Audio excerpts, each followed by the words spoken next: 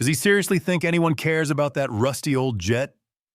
A young soldier's voice cut through the air, sharp and mocking, right at the gates of the Arizona Air Force Base.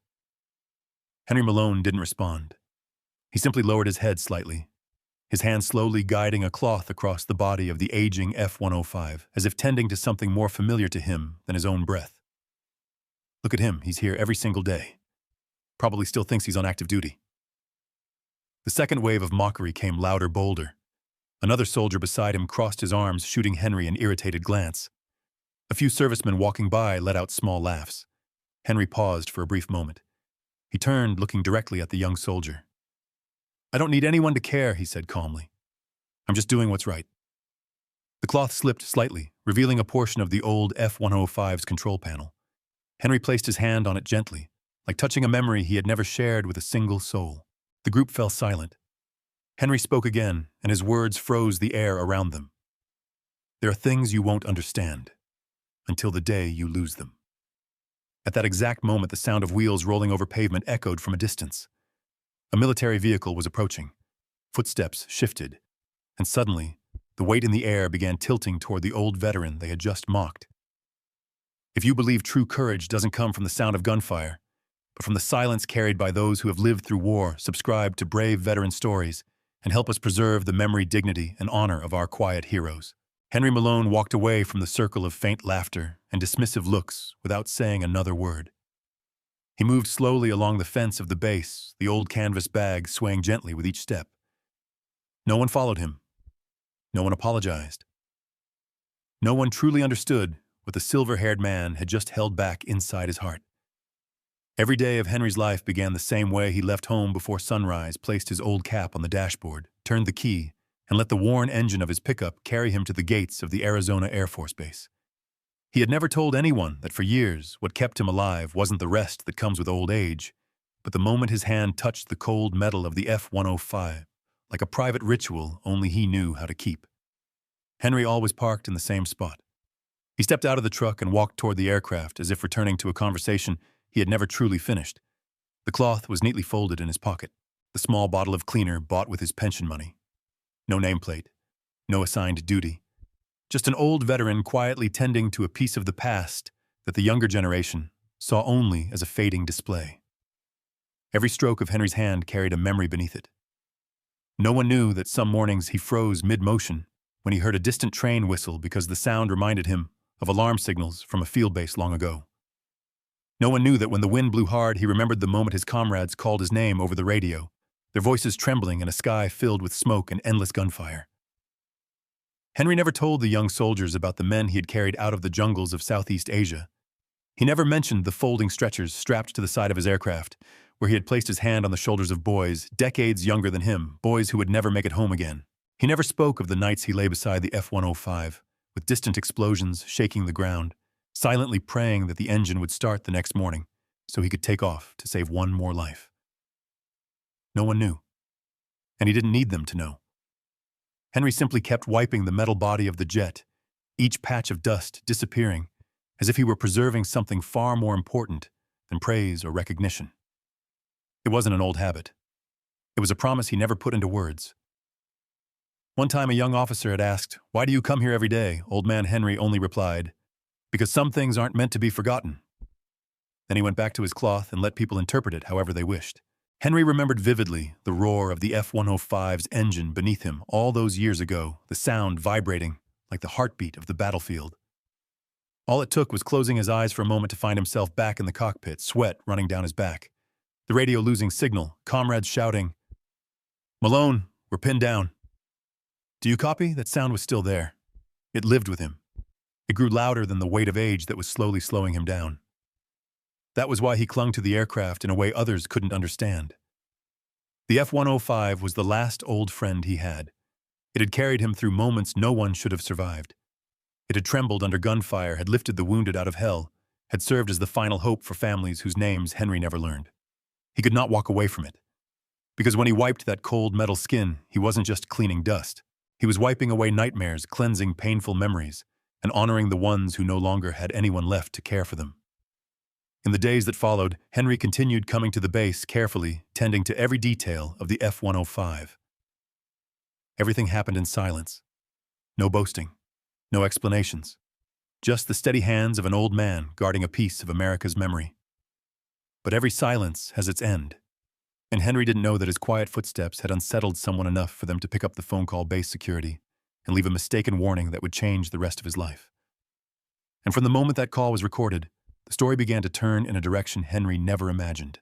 The anonymous phone call was logged into the security duty record at 06:12 a.m. The caller spoke briefly, irritation sharpening every word. "There's an old man touching the display aircraft every day. I don't know who he is, but this isn't right." That one sentence was enough to change what had been an otherwise quiet morning at the base. The report was forwarded directly to Security Sergeant Cole Ramirez. He wasn't a harsh man, but he had been trained to follow protocol, and protocol rarely left room for softness. Ramirez walked toward the F-105 area just as Henry Malone opened his canvas bag and took out the familiar cloth. The silver skin of the aircraft reflected under a thin layer of dust, as if waiting for the veteran's hands to wake it for another day. Sir Ramirez called out, his voice stiff with military habit. "I need to speak with you immediately." Henry turned around, his eyes calm. "What is it, Sergeant? I received a report regarding your contact with the display aircraft. You must stop this activity effective today." Henry held the cloth in his hand and tightened his grip slightly. "I'm just wiping off some dust," he said softly. "No one is permitted to touch a display aircraft without authorization." Ramirez replied quickly, his tone cold, like reciting a regulation. "I need to see your ID." Henry took out his wallet. His movement was slow, but not resistant. The Air Force card was old, its edges worn. Ramirez took it, checked the dates, then looked at Henry. A flicker of uncertainty crossed his eyes, but it was quickly replaced by the rigid expression of duty. "Did you serve long?" he asked. "Long enough to know why I'm doing this?" Henry answered quietly. A few young soldiers watched from a distance, realizing what was happening. They snickered, nudging each other, whispering, "Finally someone's dealing with him. Told you he was just pretending to have a real job here." Ramirez handed the ID back, but his voice grew heavier. "Mr. Malone, I need you to leave this area immediately. And, for now, you are not permitted to return to the base until further notice." Henry stood still. Just one breath, but enough to reveal a flicker of heartbreak in his aging eyes. Not anger, not resistance, just a deep sadness, like he had been asked to walk away from something more familiar than his own home. "I understand," Henry said. 3 simple words. No argument. He carefully folded the cloth and placed it back into his bag. No rush. No panic. He turned and walked away without looking back at the aircraft, as if he feared that turning around would rob him of the strength to leave. Behind him, the soft laughs rose again. "See, I told you he's obsessed. Yeah, playtime's over for him." Ramirez heard everything. He froze where he stood. Those jokes rang in his ears with a discomfort he couldn't explain. He watched Henry's retreating figure, aged but still upright with the posture of someone who had once worn a uniform with pride. Something in Ramirez's chest twisted like he had just touched something he couldn't fully understand, yet somehow managed to hurt deeply. Henry got into his truck, placed the bag on the passenger seat, and started the engine. The old vehicle rolled out of the base in silence. No one knew that part of his heart had been left behind that morning, resting in the thin layer of dust on the F-105's body. Ramirez remained standing beside the jet. On the metal surface were the faint streaks left by Henry's final strokes. He reached out and touched them instinctively. It didn't feel like touching a static display. It felt like touching something meaningful, something he had just taken away from someone who needed it more than anyone realized. Inside Ramirez's mind, a question began to form. A question he didn't want to confront, but could not escape. Was what I just did to that man truly right? And that uneasy feeling pushed him to reopen the report, the very moment that would lead him to a truth he never expected, a truth powerful enough to shake the entire base. Colonel James Rourke received the report about the old man touching the display aircraft late that afternoon. When he reached the name Henry Malone, his hand froze. The name stirred something strange, like a passing breeze, carrying a memory he hadn't fully recalled. A sudden instinct told Rourke this wasn't just a minor incident. He opened the archive of retired service members, checking each record one by one. A faded data page from over a decade ago appeared, and the moment the black and white photograph loaded, Rourke's heart skipped a beat. In the picture, a young man stood tall in a flight suit, a silver star of the Air Force Cross pinned to his left chest. That face, Henry Malone, was unmistakable. Rourke stared at it for a long time. The lines beneath the photo were not ordinary service notes. They were fragments of truth he knew he had to read slowly, because every word carried the weight of human lives. 47 combat missions, 12 extraction operations, over 200 American lives saved. Rourke swallowed hard. Each line struck him in the chest, heavy and sharp. Not because the numbers were terrifying, but because they were too great to belong to a man who the base had treated that morning as a mere troublemaker. He leaned back in his chair, letting himself breathe slowly. A harsh reality formed this base where every military legacy should be honored had just disrespected one of the greatest heroes ever to take to the skies over Arizona. Rourke closed the file, but his hands still trembled. He knew he couldn't handle this alone. Only one person, one truly understood the weight carried by the name Henry Malone. Rourke picked up the phone and dialed the familiar number of retired General Marshal Hayes, who had commanded several squadrons during Malone's years of service. General Rourke said quietly, "Do you remember the name, Henry Malone?" There was silence on the other end for a moment. Then Hayes's voice came through, steady but heavy with an old memory. "Remember, I owe that man more than my life. Malone is the reason far too many young men got to see home again." Rourke inhaled deeply. "Sir, this morning he was told he's no longer allowed on base." The response came instantly, so fast, Rourke knew the general wasn't pausing to confirm. He simply refused to believe what he'd heard. "What are you talking about, Rourke Malone? That Malone was turned away from the base," Rourke answered, voice tight. "Yes, sir, because of a false report." The line went dead silent. Just a few seconds, but enough to know that for any soldier who'd lived because of Henry Malone, this was beyond unacceptable. Then Hayes spoke low but sharp, like a battlefield order from years long gone. "Find him. Right now." Rourke shot to his feet. "Yes, sir." They didn't waste a single second. Rourke grabbed his keys. Hayes' hair, now white, pulled on his old squadron jacket. The two men walked out of the office carrying the weight of a mission that felt like the most important one of their military lives, correcting a mistake that should never have happened. As their vehicle left the base, dusk settled over the distant fields. In the steady rhythm of the rolling tires, neither of them spoke. Both were thinking about Henry Malone and everything he had done for this country, a man they had allowed to slip away amid the carelessness of a younger generation. The car stopped in front of Henry's modest home. A weathered wooden door, an old pickup parked beside it, and a small yard filled with tools and parts Henry had repaired because he never threw away anything that could still be useful. Rourke and Hayes exchanged a glance. No words needed. They walked toward the door, and the moment Hayes's hand touched that wooden surface, the story began to shift into a chapter that would forever change the entire base. General Marshal Hayes knocked on the old wooden door with just enough force, carrying none of the authority of a man who once commanded thousands. He knocked with respect, with memory, with the quiet debt of a soldier toward the comrade who had saved countless lives. The door opened. Henry Malone stood there in a simple shirt, silver hair falling gently over his forehead. The moment he saw Hayes, he froze. His shoulders straightened. His chin lifted at a familiar angle, the instinctive posture of a soldier forged through years of war. Behind Hayes, Rourke could feel the shift instantly. This wasn't the reaction of an 84-year-old man. This was the reflex of an airman who had once lived by discipline and loyalty. "General Hayes." Henry spoke, his voice soft, but each word clear. Hayes stepped forward without waiting another second. He wrapped his arms around Henry, holding him the way one might hold a man returning from a long, unforgiving mission. "Henry, I'm sorry." Hayes said, his voice low, trembling with regret. "I apologize on behalf of the entire base." Henry remained still in the embrace, then replied with a faint, gentle smile, neither bitter nor resentful. "They didn't know, General." Hayes shook his head and stepped back, looking at Henry more fully. "But we know, and this base needs to know." His words carried the certainty of someone who had witnessed too much sacrifice to permit injustice to stand even one more day. Rourke stepped closer and placed a hand on Henry's shoulder. "We're here to bring you back to the base, Major Malone." Henry blinked once, slowly. "It's been a long time since anyone called me that." "It's time they called you by your name again," Hayes answered. Henry went inside to retrieve his old jacket. There were no medals on the walls, no certificates seeking to borrow the glow of past glory.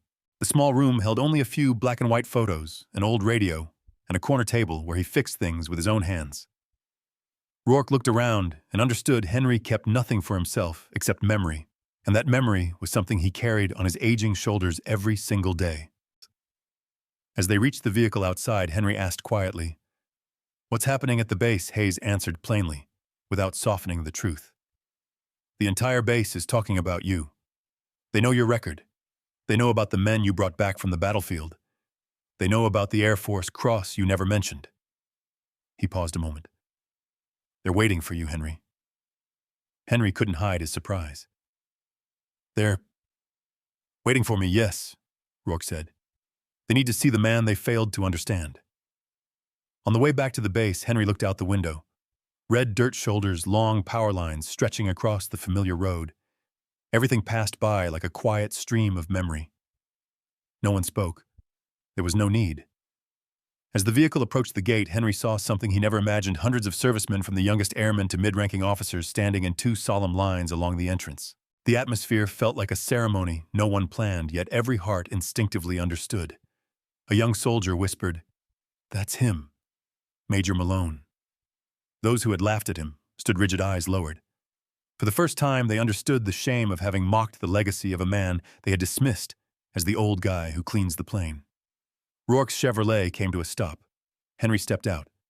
The eyes looking at him held no contempt now, no misunderstanding, only respect. And from within that tightening silence, a voice was about to rise, a voice that would awaken the truth the entire base was finally ready to face. General Marshal Hayes stepped forward in front of the formation. The entire base fell silent, with only the sound of his footsteps echoing against the concrete. Every gaze turned toward the old general, a man whose reputation was built on integrity and unwavering loyalty to those who had served under him. Hayes stopped, turned, and faced the young faces he knew were about to learn a lesson they would never forget. He spoke firmly. "Look closely, all of you. This is Major Henry Malone." A faint ripple of shock moved through the crowd, but no one dared to speak. The soldiers who had mocked Henry stood frozen. One young airman whispered, barely audible, "Major." Hayes continued, his voice carrying the full weight of history. Between 1970 and 1973, he completed 47 combat missions. He raised his hand, marking each number. 12 extraction operations. More than 200 soldiers returned to their families because of the man standing beside me. No one said a word. No one even breathed too loudly. There were no more laughs, no whispers, no dismissive glances. The base sank into a silence heavy as metal, the kind of silence that only appears when a truth is too large for anyone to deny. Hayes swept his eyes across the formation, then toward the young soldiers who had ridiculed Henry. "And for the past 3 years," he said, "Major Malone has come here every day. Not to boast, not for recognition, but to tend to a piece of history you have forgotten." One young airman lowered his head, hands clenched, lips trembling. The soldier beside him swallowed hard, his face flushing with shame.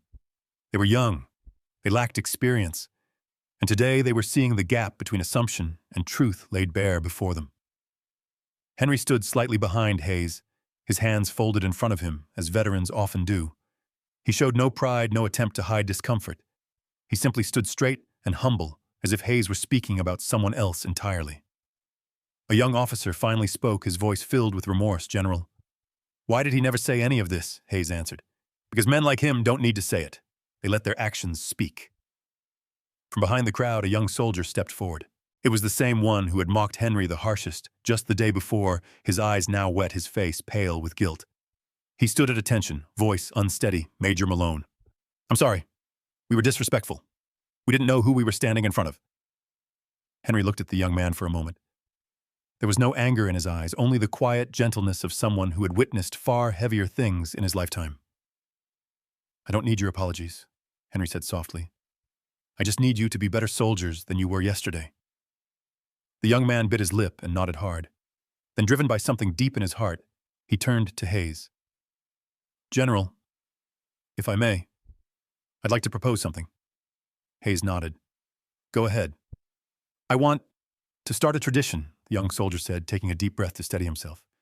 "Every day, one person from this base will care for the F-105, not because it's a display, but because it's Major Malone's legacy and the legacy of everyone who flew before us." A wave of emotion washed through the formation. No order was needed.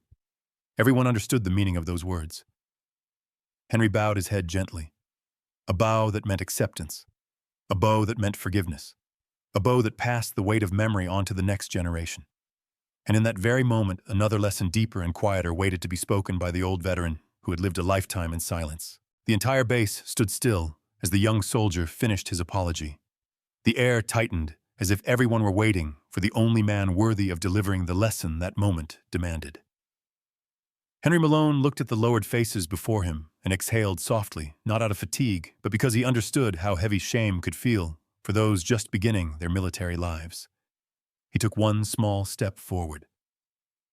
"I forgive you." Henry said, his voice low but gentle, like a hand resting on a young soldier's shoulder. "Arrogance often comes from not knowing enough. You're young. You haven't seen what war can take from you." The soldier who had mocked him earlier lifted his head, eyes red. We're so wrong, Major." Henry nodded lightly. "What matters isn't that you were wrong," he said. "What matters is what you do after you realize your mistake." He paused for a moment, remembering the dense jungles where gunfire and smoke blurred day and night into one. "In the war," Henry continued, "I saw young soldiers make mistakes, and I learned something. Character is shown in the moment after you fail. A person's true character reveals itself in the very moment after they fall." The young soldiers stood frozen by those words. Not because Henry spoke harshly, he hadn't, but because he spoke from truths he had witnessed, from memories he never used for boasting. A recruit asked, his voice tight with emotion. "So what can we do to make it right?" Major Henry looked at him closely, as if seeing his younger self reflected back through the haze of old memories. "Become soldiers who honor the legacy of those who came before you," he replied. "And if you want to do something for the F-105, it would mean a great deal to me to see you do it." The young soldier who had proposed the tradition earlier rose again, his voice more determined this time. "We'll take care of that plane every day, Major. The whole base will take turns. That will be our promise." Henry bowed deeply. "I accept, and I thank you for that."